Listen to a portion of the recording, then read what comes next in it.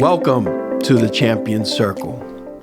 My name is Mark Soto, and thanks to Liga de Justicia Abogados and Liga de Justicia Foundation, we are here today for this podcast on ConexcionLatina.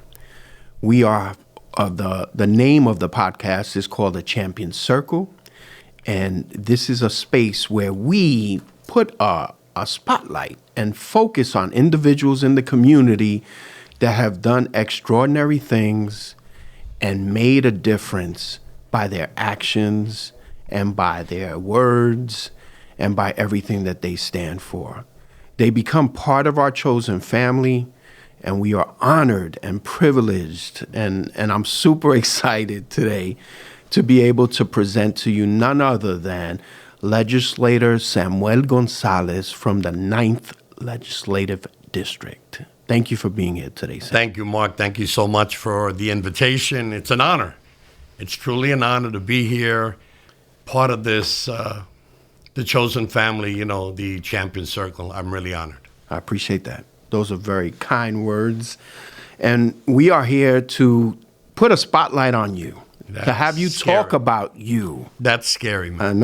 I know. You can be humble at times, sometimes, and then other times, you don't shut up. But that's me too, so it's okay.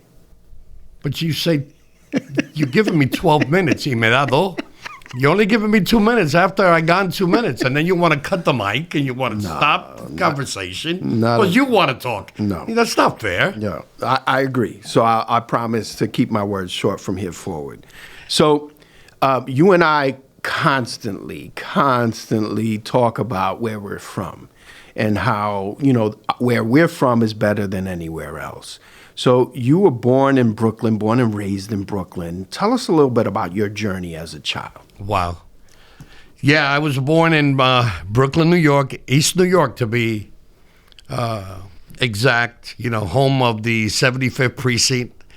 Home of the #1 in homicides and crime and the whole 9 yards. And you go today and those numbers are still holding strong, but I love it. I love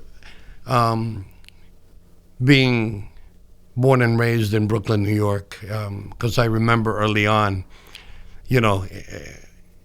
when I could remember going back, I lived on Pitkin Avenue, between Shepherd and Essex streets. And it was funny because, my uncle had the Criollo bar. My other uncle had the Super Red that was there. Mm-hmm. And my aunt had a candy store. My cousin had a Florsheim shoes across the street. Mm. And the building that we lived in, which I remember till this day, it was 2469 Pitkin Avenue. Abuela lived over here. My mother lived over here. My uncle lived on the second floor. And it was just, a family, really close upbringing. And, those are the things that I remember. I remember like yesterday. And it was cool. Except don't invite us to a party because we would go in there hugging and, loving each other. Right. Y a puño y bofetada. It were fights by the time they had their 5th or 6th bottle. Right. So, but, it's something that I remember, and that close-knit family feeling was something that I truly experienced being born and raised from there, man. So as a child, you talk about it being a close-knit family, a community of culture. How did that influence you for later? Like, what experiences do you remember, culturally speaking, being a Puerto Rican or being a Latino in a community like that? What were the great memories that you have of those times? Primeramente, abuela y la chancleta. That has to be, of course, first. And my mother, she had a boomerang, man, for a chancleta. Let me tell you something. But it was, it was the teachings of, we lived in Brooklyn. My grandparents went back to Puerto Rico as a young kid. I would spend every summer en Caguas, Puerto Rico, en el campo. Okay. Borinquen, Barrio Anón, it's like I see it. Right. You know? And the closeness, remembering where we came from. Right. Cooking. You know, haciendo el sancocho. Right. Remembering and seeing my female cousins and my aunts all together for the holidays, let's just say, haciendo pasteles. You know, I remember early on being part, my grandfather would take me and my uncle in doing the first lechon. I mean, from the beginning, you know, when the boy says, here I go, this is my last minute, and seeing the entire process of that. And then coming, and then being in New York and being, you know, during good times, and there were a lot of good times, with my aunts and my uncles and my father, who, you know, I lost early on. I was 17 years old. I miss him till this day. And, you know, it's remembering your roots. They made it clear you're not going to forget where you come from. Right. Y yo soy un jibarito, Right. you know, from, you know, de Puerto Rico. I love el campo. Right. I love the smell when it rains of the fango, you know, and that's how I was brought up. And the teachings, when adults are talking, you don't say a word. That's right. So these are the little things that I remember, you know, till today. Tell me about your parents' journey. When did they come to this country? Where were they born, and why did they come, more importantly? You know, my father, may he rest in peace. Like I said, he died when I was 17 years old. He died 2 days before his 45th birthday. Wow, so young. But yeah, so, you know, when my mom had me, I think she was like 20 and he was 21 back in the days. And, you know, they were here some years before, you know, looking for that dream, you know, to come and to work. And how it began was my uncle came here first. He got himself settled and then called his brothers and sisters, my mother, one of them, and they worked a factoria. You know, my mother met my father in a factory. And so, you know, that's how the La Herencia began. Right, right. That's how we began. And, you know, like I said, the memories of Brooklyn, New York is, you know, very, very close to me. Because I learned a lot, and it's made me the person that I am today.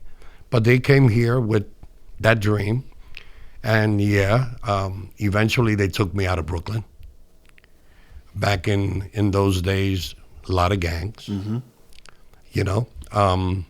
And so before the street took me, early on, right. I wasn't even in junior high school yet. I remember my dad bought a little house in South Ozone Park, Queens. And so they got me out of Brooklyn. But they didn't keep me out of Brooklyn for too long. Right, okay. So they were pursuing the American dream, just Correct. like all immigrants, right? Correct.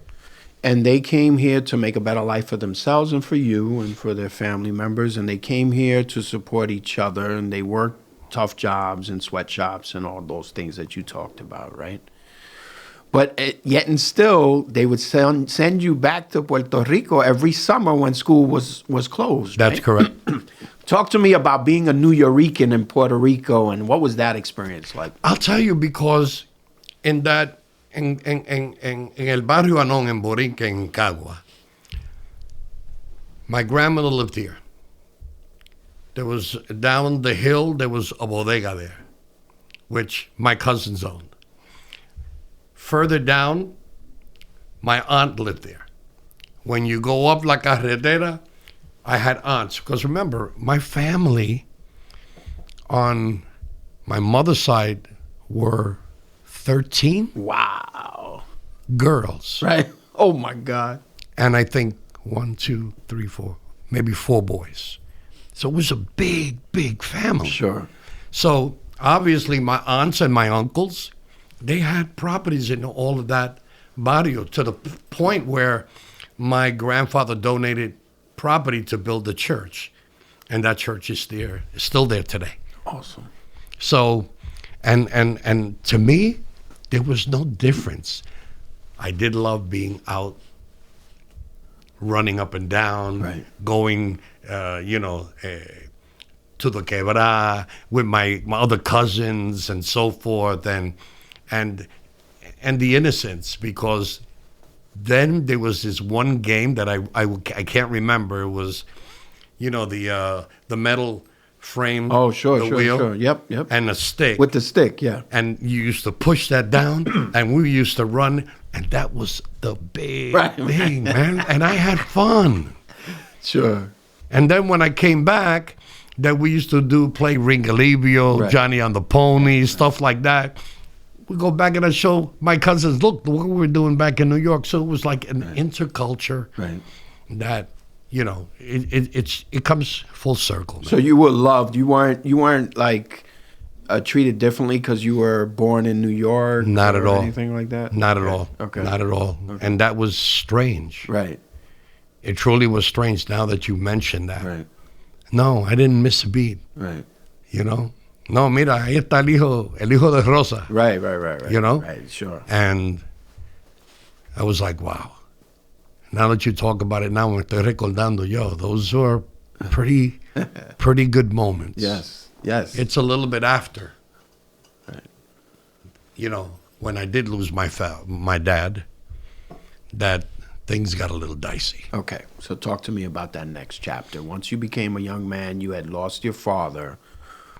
What kind of things were going on in your life? Well, we were living in South Ozone Park. My dad had just passed away. I was 17 years old. And at that time, my mother's very strict, but we have the same character. She was my mom, but yo fui al cabecilluro at 17 years old. And I thought I lost my dad. Okay. So was South Ozone Park as diverse as where you had come from? all Italian. Right. Okay. During that time, we were the second Latino family to move to that area. That's what I assumed, but I wanted everybody to know that. And because of me being the way I am with my character, and my mother being the way she is, I decided to leave my home. I ran. And I had my little trips. I went to my cousins up in Kew Gardens, but then eventually I just returned back to go to Brooklyn because that's what I knew. Right. And during that time, I'm going to say something publicly that I think it's one of the only things that I wish I would have done. This young man here received a 4-year scholarship full boat to Farmingdale University. I wanted to become a pilot. And I fell in love with a young lady, and we ran away together. Hence, the 4-year scholarship y todo eso se fue right over the edge. She went on to college. This idiot didn't. Right. You know what I mean? Right. And so that's where my hardship began, Mark. Kid from Brooklyn, book smart, but I became very street smart. And to survive, I went through a lot of ups and downs, more downs than ups. Mm-hmm. I did things in the street to survive. I slept in abandoned buildings. Mm-hmm. I slept on park benches. Anybody that lives in East New York or goes by East New York, anybody knows Highland Park. That was a home for me for a long time. Wow. sleeping on the A or the C trains. Also to try to keep warm in the summer, in the winters. And then eventually, you know, when you're hungry out there, you gravitate down a certain road in order to make money. I won't get into too much specifics. Right. But, you know, for years, I was out there trying to survive.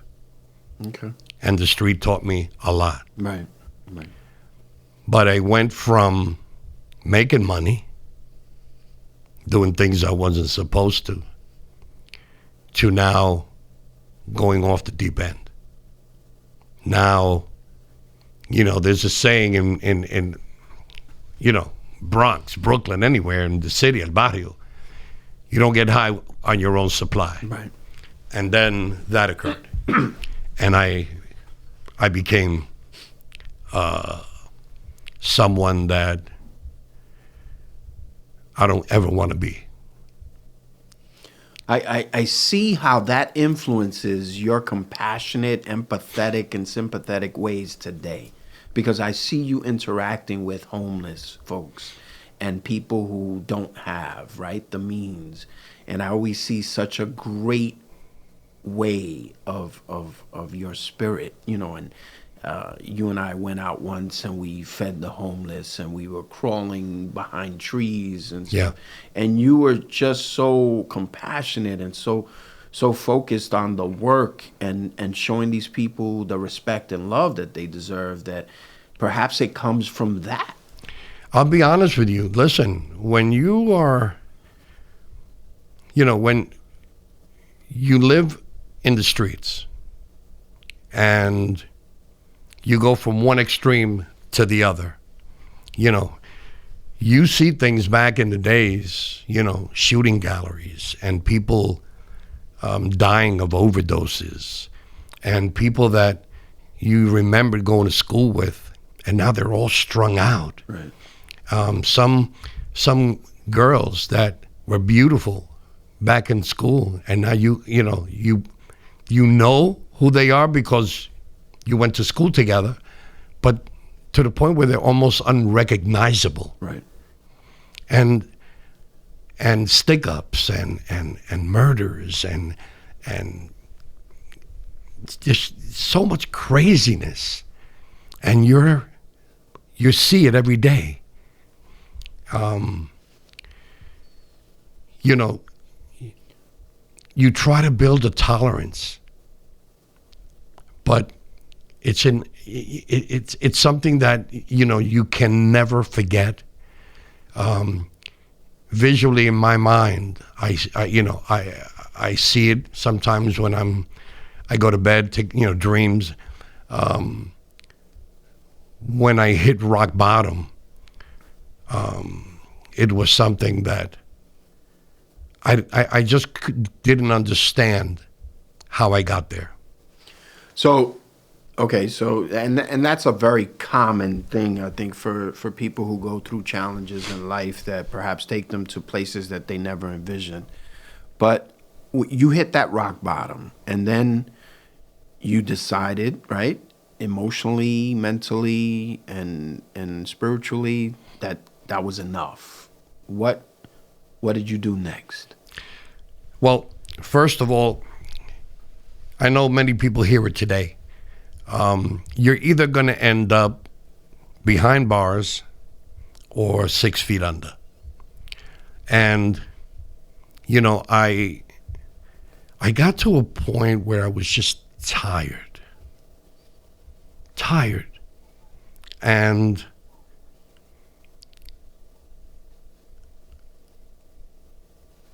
to the point where I said to myself, you know, I'm done, man. I'm really done with all this craziness. And years continue passing by. And even though I got myself from that street and I got a little furnished room, I started to little jobs here and there, I didn't stop. You know, the weekends came around with the brothers and the girls and stuff like that. And you dip and dabble here and there and so forth. But I wasn't completely finished, you know. And I remember one time I had a gig at Tom McCann's Shoes on 34th Street. Never forget it. And I always, was humming and singing and stuff like that. And I remember I was singing at this sale that Tom McCann had. Mm-hmm. And there was a guy there by the name of Luis Rosa. Great singer. And he picks up a pair of shoes, and before he leaves, he goes, "¿Tú canta?" I go, "Seguro. En el baño, when I'm taking a shower." Mm-hmm. He says, "No, man, I've been listening to you since I've been here. Here, take this address. I'll give him a holler. I'll have them give you, a call.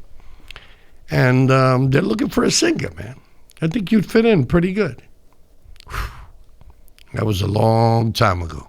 So you were discovered at a Tom McCann shoe store. I did not know that story. That is amazing. And so, I went, and that was the beginning of a love affair. I always loved to sing.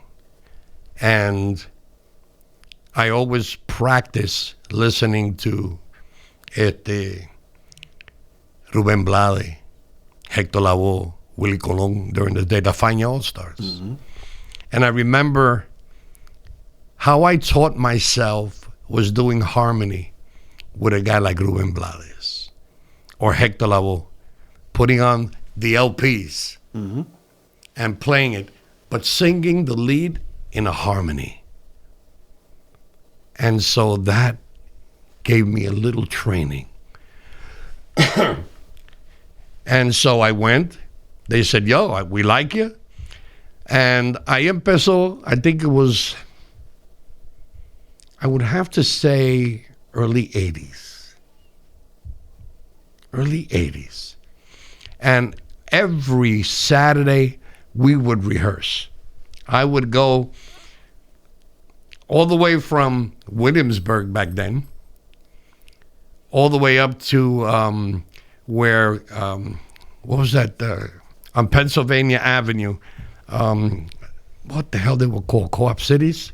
Anyway, almost heading up there, at this project, up on the umpteenth floor, mm-hmm. and we would practice every Saturday. And then we would go across and have some White Castle cheeseburgers and stuff. That's el amor mío de White Castle, okay? No me lo van a quitar nadie, compadre.